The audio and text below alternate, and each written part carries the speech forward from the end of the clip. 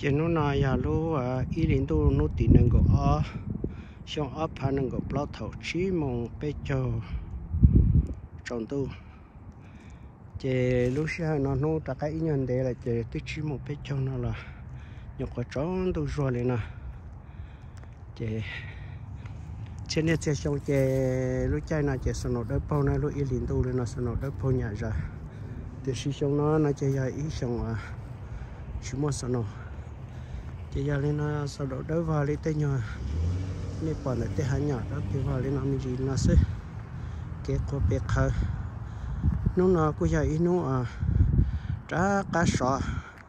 chỉ lúc sẽ thầu bé một nó sọ ra bé cho degree đã sử dụng sơn gió mà nhưng giờ nó không sử theo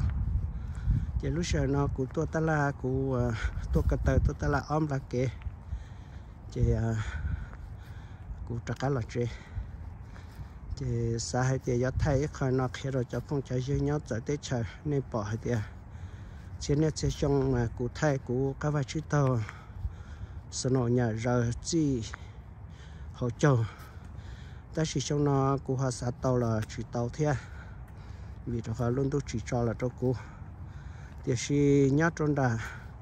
Wisconsin đã các tên đã của lúc là nó trong đà La Crosse đã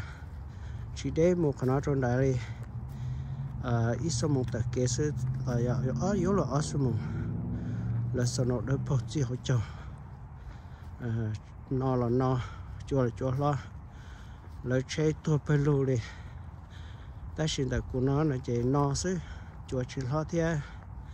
chỉ một đầu chỉ hay khai trong cơn cầu đi chỉ cái này cũng tao kia là một chế này chỉ cụ chỉ thay cụ đó này bỏ về trong khai tiền cụ là nãy thì cho tôi phải nó có mà vào tao có một ta là để thay là chỉ bỏ chỉ để cho cái này cho cái nhớ chỉ đến là cụ chế cho cụ tao cái nó tôi muốn đặt ta là yếu chua thế ta là nó yếu yếu yếu khác chơi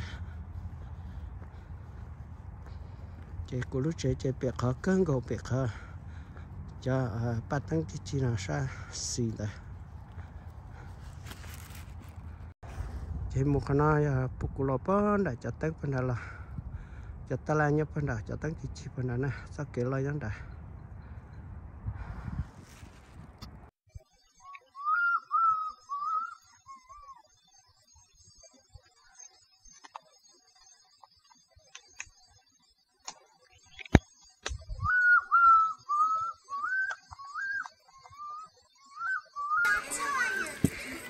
Okay, because next up we have the juice stomper. The stomper has a big boost to stomp out all the juice from the strawberries. Oh, can I try stomping this rabbit? Yes, everyone can try. Wow, that's first time you see this. Yeah. Well done, everyone. Now, Papa said Papa made something special when you're here, right? There's lots of fun things you have to do first.